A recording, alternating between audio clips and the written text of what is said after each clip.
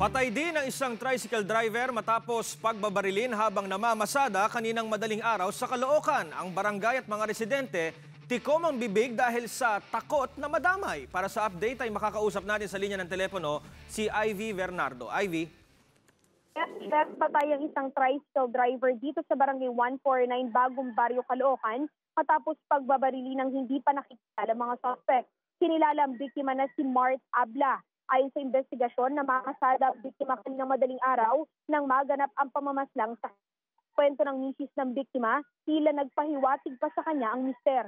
Maliban sa kumpirmasyon na gumagamit nga ang mister ng pinagbabawal na droga, wala daw siyang kilala na kaaway nito. Tumanggi naman ang barangay Bagong Baryo na ipakita sa News 5 ang kuha ng CCTV sa lugar na pinangyarihan ng krimen. Pati ang mga residente na nakatira malapit sa crime scene, tikom din ang bibig sa takot na umano'y madamay.